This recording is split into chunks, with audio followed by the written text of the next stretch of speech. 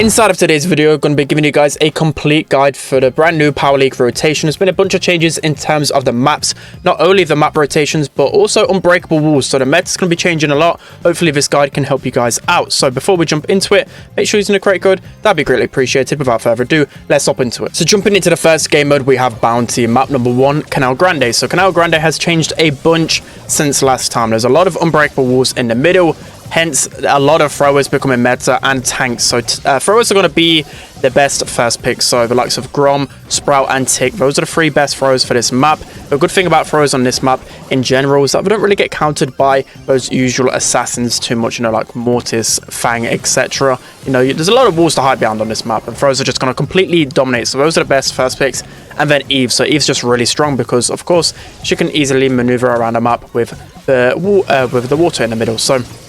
And lastly, as well, with 6th picks, we have a lot of tanks, Jackie, Ash, and Daryl, all amazing 6th picks, not only just last picks. You can draft them pretty early on this map. It's pretty safe, to have a tank or multiple tanks in your composition, because it's going to be incredibly hard for the opponent to actually pinch out a tank without like a thrower or something like that. So in terms of other good picks as well, Lou's starting to make a big surge in the meta. Always been good on Canal Grande, but even more so now because of his super, can easily just dominate, especially against tanks as well. Really good option to have. A lot of different options you can go with Canal Grande, but as I mentioned, just making sure that you've got your areas covered in terms of throwers and tanks. So now moving on to the second bounty map, we have Shooting Star. So Shooting Star, the meta hasn't changed too much except for those unbreakable walls in the middle. So throwers are just even better. They're definitely protected on this map. Normally, you'd be a little bit scared to go thrower in case of like a Brock or some other type of wall break to open up those middle walls, but now as a thrower you're pretty safe in the middle. So likes of Tick,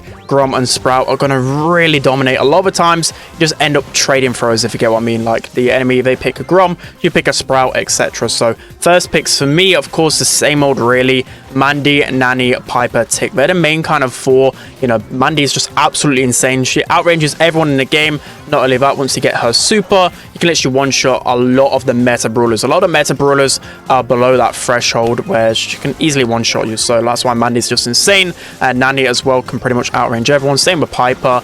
And then, to be honest, there's just a lot of flexible options on this map. Of course, the likes of, B can be pretty solid overall. You've got Eve that can still be pretty solid on this map because you can always float in and around that middle water right there, but also you can stay behind the unbreakable wall, so that's why Eve can be pretty solid. The likes of Leon as well can be pretty underrated, but to be honest, there's just a few brawlers that really stand out, so making sure that you've got them on lockdown because they're really going to be carrying you in Shooting Star. And lastly, for Bounty, we have Nowhere to Hide. So a brand new map in the Power League rotation. You can see somewhat of the best picks here. I've only played it a few times, so it's actually pretty hard to be completely understanding of the meta on this brand new map, but from my understanding, it's pretty passive. I've not really seen any tanks. It's just basically sharpshooters kind of sneaking around the grass, trying to poke and find where their enemies are. So of course, for likes of, again, Mandy, Piper, Nanny, those really big damage dealers, they're going to be your best options. Again, Mandy's going to be even better on this match because a lot of the times you can just hide in the grass once you got your super, and the enemy never knows when you're going to use your super, right, when you're in the grass. So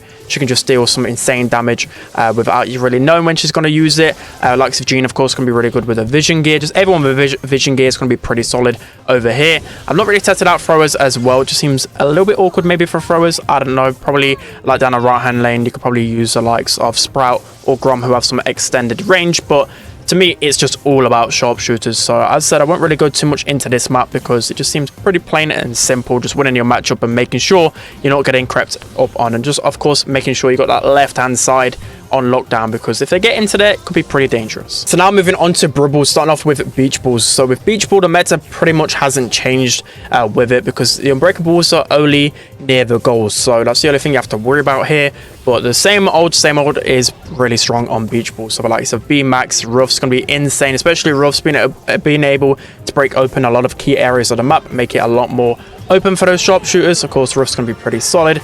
Spike's always been good on Beach Ball as well. Same with Otis and Penny. A lot of the dangerous options are pretty good here. You're starting to see a little bit more of a rise in those flexible brawlers like Ems, for example, in the meta, just because a lot of people are even more scared of tanks right here. So the likes of Otis and Ems are just really good hybrid options. So say, for example, you have the 2nd and 3rd pick, or even 4th and 5th, just one of those brawlers like Otis or Ems are just really solid here. Likes of Griff as well to break open the map. Definitely really good here. Crow as well with the slows. Janet's just really good at peak shotting and getting a lot of pressure on this map. Poco in the middle can be pretty solid. The only worry about Poco is that, of course, you don't really want to be facing off against wall breakers. So either ban those wall breakers and go Poco, or of course just don't go Poco if you see those wall breakers available. You know, Luke can be pretty solid as well. Stu is just solid against everything, so a lot of good options for beach ball. Just depends how the draft plays out. So next up we have Pinhole Punt. So with Pinhole Punt, there's actually been a lot of unbreakable walls, so I would say more so the brothers that are really strong with walls and really good at creating pressure, like those tanks, and also brothers like M's are just making it even more of a forefront in this meta. So the likes of B, Poco and Max is still pretty much the best picks on this map in general. You know, Poco is just really solid on this map, even after the nerf. I think he's got to be one of the best brawlers in the game easily.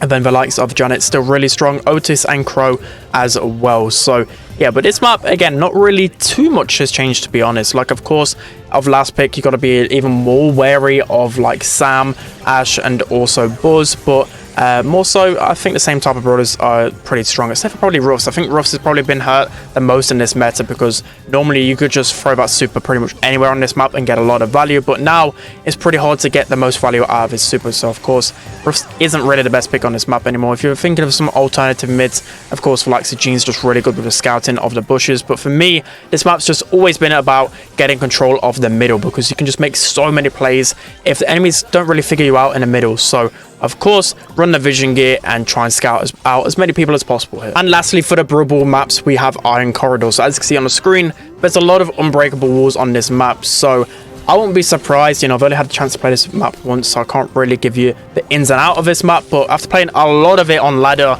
tanks and throwers completely run this map, so I wouldn't be surprised if you could literally go a tank or thrower as a first pick, because they're just so incredibly overwhelming on this map. The likes of Dynamite, especially on ladder, will literally 1v3 all the time. So I think Dynamite is honestly the best brawler on this map. Maybe not in draft, but you know, give it a go. If you're a good Dynamite, you can definitely dominate. So the likes of B, Poco, Max can be pretty solid overall. And just the same old Brawl brawlers, you know, the meta Brawl brawlers are pretty much always the same. No tanks, throwers, the likes of those synergy brawlers like Otis, Max, and Janet. So overall, it's just the kind of same. But for me, I think even more so on this map than any other map, you know, the likes of Nita, Ems, Sandy can be really strong. Those type of brawlers that really thrive on maps with a lot of walls, because it can be really annoying to try and pinch those brawlers out. So definitely recommend giving those types of brawlers a chance as well, like Sandy, for example. Can definitely be pretty strong on this map. So now going on to gem grab, we have Harder at Mine. So with Harder at Mine, there's only a couple of unbreakable walls that can be pretty strong if for example, like a tank like Sam gets behind that walls, but for the most part, I don't think they're too toxic. You can definitely pinch out a tank pretty easily here. So you can see by the best picks, I think the meta again hasn't really changed too much. It's just the same old with Harder at Mine, the likes of Ruffs, Jean, and Max always being pretty much the best brawlers when it comes down to this map. The likes of Rico can be pretty strong. Sometimes I'm a bit skeptic to play Rico, because of course last picks can really counter him hard, like Buzz, or just really any fast tank like even Carl or Sam, for example. You know, Stu's a really good flexible option to have, because you can play him as a mid or a lane, particularly lane on this map though. And then Penny, again, just really flexible against everything. So again, Harder at Mine tends to normally be well, it's really filled, I've already mentioned it, but just with tanks last pick. Like time again, I'll just have an enemy tank just running into the grass, and that's why vision gear again is so crucial on this map, to gain intel, to help you pinch out the opponents and then start to flank the opponents yourself. So to be honest, there isn't really too many changes. I've noticed a little bit of Sandy on this map, but that's just more of give it a try, does it work, because of course Sandy did receive a buff, which makes Sandy a little bit more viable. But overall, the meta really hasn't changed here, the same old with Harder at Mine. So moving on to the next gem grab map, we have a Double Swoosh. So with Double Swoosh, the map has changed a little bit. Unbreakable walls in the middle,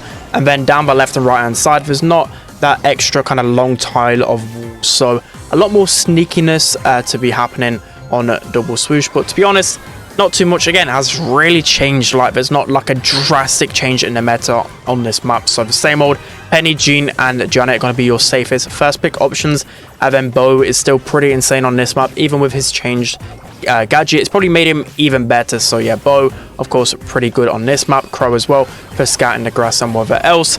And then the same old kind of 6 picks, so just your same old kind of either like really control brawlers, which you know are pretty safe to go, like Squeak for example, or your tanks that can just run it down. And you can see even by the example draft, like the same old brawlers are kind of being drafted a little bit more of a fruity draft there with like Meg and Pam, but you know, the same kind of does work. You know, Amber can really be strong, especially on this map now. There's a lot of grass, so her super is going to get even more value and allow you just to keep control of that right hand side. So that is going to be it for double swoosh. Let's hop into the next one. And lastly for gem grab, we have Acute Angle, so a brand new map into the Power League rotation.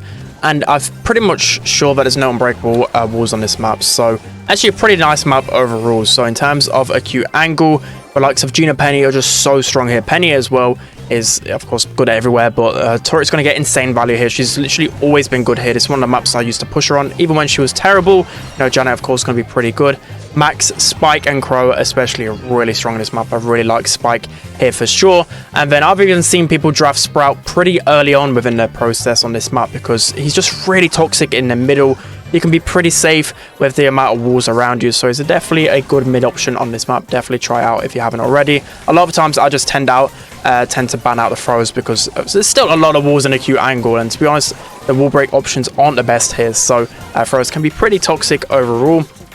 Then of course you got your same last pick type of tanks, Sam and Ash. So to be honest, I haven't played too many games on this map, so again I don't completely know the meta, but these are just some pretty safe options. I've recognized again that Sandy is actually pretty strong on this map in general. I don't know if people are just overplaying him because he's got a buff, but he seems pretty solid overall, especially in those 1v1s. You know, Carl can be really good at stealing the gems at Vides of Time, and I've actually seen Leon be pretty underrated on this map as well. So that's Acute Angle. Let's hop into the next game. So now moving into the Heist map, starting off with Kaboom Canyon, which is a brand new map in the rotation, and there's been quite a few unbreakable walls, especially in those key flank areas down the left and the right top corners. So Kaboom Canyon, again, meta hasn't shifted whatsoever from the last time, even with those unbreakable walls. That's just basically made it so you're literally forced to pinch that kind of angle every single time. You know, you can't just have a Brock rocket just destroy that left hand side bit. You've got to basically force the pinch out. So the likes of B, Crow and Max are going to be the better first options. You know, B's just going to be able to lock down everything. Crow's going to be able to scout the grass really easily, get slows and gain your control of that mid, because again it's going to be a battle of the grass here, because of course the grass, you can start being really sneaky and make it really hard for the opponents to get you out. And then of course once you start getting a few more kills, get a ton of damage onto the safe. And then of course Bonnie's going to be really good on this map in general, because you know she's got that sniper about her, but of course she can snipe from far range. But then once you get your super, you're basically guaranteed damage every single time. You can bypass the middle kind of lakes, which is a little bit awkward to be aggressive on. And of course our super can just be really strong in that aspect. So again, Kaboom Canyon hasn't really changed too much from the last time it was in the rotation. So now moving on to Safe Zone. So this is a map that has changed a lot since last time. You can see those unbreakable walls down the right and left hand side. Normally you just go like a Brock or a Cole and just open up that lane straight away. So it plays a little bit differently now. Not a chance to test it out too much, but I believe this is pretty solid in terms of what the best brawlers are. So the best first picks, it looks like the types of like Mandy, Brock and Ruff. So Ruffs can still be pretty strong here, although you can't of course break open that right hand lane. You can still break open the left, and that's normally where the wall breakers tend to go now. Like Brock, Colt, Ruffs tend to go down the left hand lane so they can break open that area, and then of course no one can actually sneak in behind you. So that's what makes those unbreakable walls pretty good now, because you basically know all points are going to come from two lanes. And then of course you don't need to pinch anyone out if you have a wall break down that left. So throwers are going to be really toxic. I've seen as soon as this map dropped in scrims, you know, people were running double throw on this map, for example. So it can be pretty toxic. There's a lot of like weird strategies going on. I don't know how to really feel about it. The draft is just absolutely crazy right now with Safe Zones. So to be honest, there's no right or wrong with this map. It's just really weird. I don't really like it, but we'll have to try it out in the coming days for sure. So again, tanky options actually going to be really strong on this map as well, because you can just easily get behind some walls. So that's going to be Safe Zone. Let's jump into the next one. Now moving into center controls. So brand new Heist map in the game and a lot of unbreakable walls. So a lot of uncertainties still, but I feel like I've played it a few times. I kind of understand the meta here. So with first picks, you still have the likes of Penny, Daryl, Bull. I think it's really essential to still have a tankier option on this map, even though it seems quite open. I think it just allows you for literally guaranteed damage. Of course, they're your big damage dealers, so I think the likes of Bull and Daryl are going to be pretty solid overall, and the likes of Otis, Nita, and Spike are going to be really good, especially Nita. I find Nita really annoying on this map because what you can do, although you haven't got the most range in the middle, once you start to push up because you have a lot of HP, you can just be really annoying. There's a lot of walls in the back line of defense, so they're going to be forced to pinch you out, then you can eventually get your bear. It is just incredibly toxic here. Same goes with the M's as well, the same type of effect. So yeah, I can see by the graphic as well, by the way. I put Daryl in twice, I don't know why. But you also got throwers that are pretty good here because unbreakable walls, they can just sit in that middle. As long as they've got maybe someone helping them with vision gear, you know, scouting out the grass, they're going to be really toxic on this map for sure. And then just any aggro options, of course, just going to be pretty solid overall. B going to be pretty good. I've seen the likes of Cole be pretty toxic here as well. So a lot of really aggressive options to go through on this map. So now moving on to Hot Zone, starting off with Split. So Split, nothing has really changed in terms of the meta here. It's back into the rotation, but Unbreakables, there's only a few in the middle, so at least you can't just completely open the map now, but I don't think it really affects the meta too much. So the same type of, you know, tanks can be pretty good along with like hybrid brawlers like Ruffs and Rico. You know, throwers can be insanely toxic on this map still, the likes of Tick, also the likes of Grom and Barley as well, all good options right here.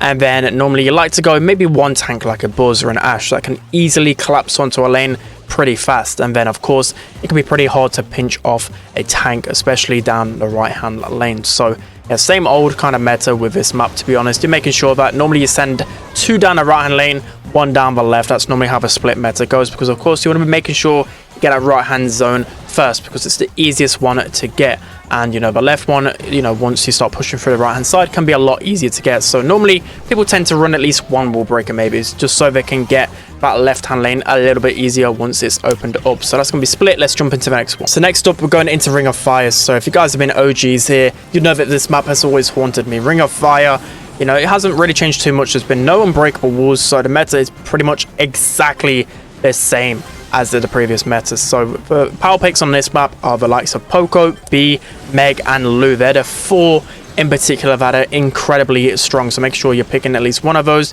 The likes of B and Meg are the ones I like the most, just because with B you can pretty much counter everything. The likes of Meg, Lou, Poco, she's going to counter all 3 of those.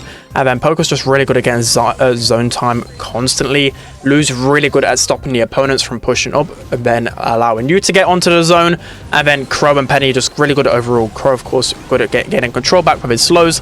And then Penny's just solid everywhere. You can literally use the turret to push the enemies back. It can be really toxic. Combine this with like a brawler like Bo, and it makes for a really toxic controlling combination. So in terms of last picks, I've definitely seen quite a few times the likes of Carl, the likes of Buzz, Sam being used, especially when the opponents haven't really got any good like damage dealers or kind of knockback brawlers. Those can definitely have some good effect on the map. The likes of Belle can be pretty solid. Seen her return a lot more because of those traps in the middle. And of course, especially if you're facing off against the likes of Lou or Bo, basically you just want to be outranging those brawlers and making sure you're not really feeding them. Amber's going to be really good because again, just this zone, it's going to be really easy to get your super onto them. So a lot of good options to go on Ring of Fire. So moving on to the final hot zone map, we have Iron Cover. So this map, I don't really like it too much. I'm going to put it out there straight away. It feels really awkward. Unbreakable walls in the middle.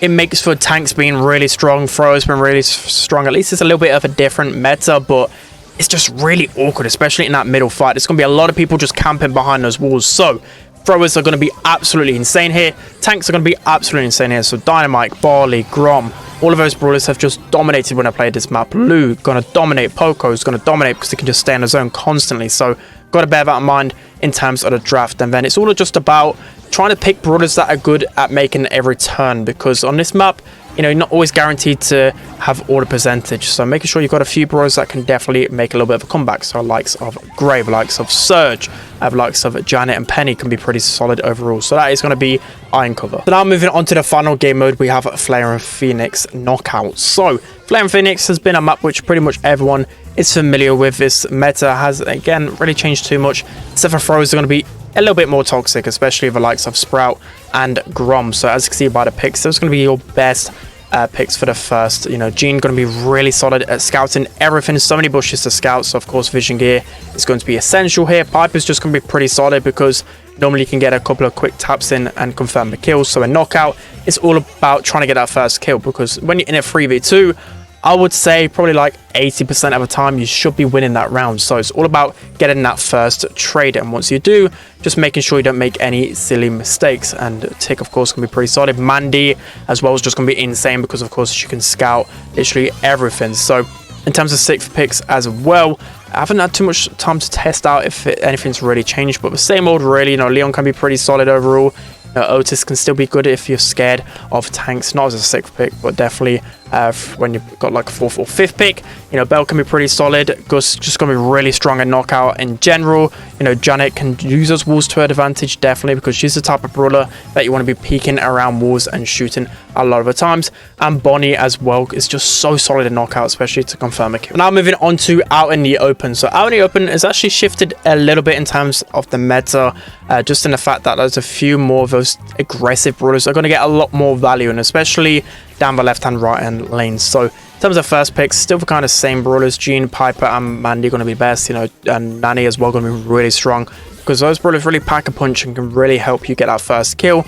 Brock's still going to be pretty solid here because you can just break open the first set of walls in the middle. But the thing about Brock or any wall breakers, of course, you can't break that left hand side, and that's why Carl is just such a great power pick on this map, because a lot of times you just use gadget and then stay behind that unbreakable wall. There's no way, unless there's literally 2 brawlers pinching you, that you're going to die in that position. So that's why Carl is just such a great pick on this map in general. The same old kind of knockout brawlers. I'm seeing a little bit more throwers though on this map, so the likes of Tick, Sprout, Grom, they're going to be a lot more viable on this map, because again, you can always just stay behind those unbreakable walls. So out in the open, still pretty much the same, but just getting a lot more value out of that aggression. And lastly, we have Belle's Rock. So as you can see on the graphic, these are the best brawlers. So literally all 5 brawlers I would put as some of the best on this map, all 5 throwers, just because you can always stay behind those unbreakable walls. So before, all you need is like a Brock, for example, and you can just break open 3 of those key 4 walls in the middle. So yeah, throwers are just so incredibly toxic here. You've seen definitely a bit more of a revival in the likes of Rico as well. Been definitely enjoying Rico on this map, probably more so as a 6th pick, but even so, you can pick him pretty early on, because again, you're guaranteed unbreakable walls, so you're going to get a lot of value out of him right there. Jean has always been one of those brawlers which you can always rely on in knockout, especially on this map, so don't be afraid to go Jean. Again, you can definitely go those aggressive last pick options. Carl and Fang, you're going to get a lot of value right here. Whilst the Squeak, you're probably going to get a lot of value, because again, you can shoot around those unbreakable walls and counter those throwers a little bit. And also just same type of brawlers. Bonnie can be pretty good to confirm your kill onto those throwers.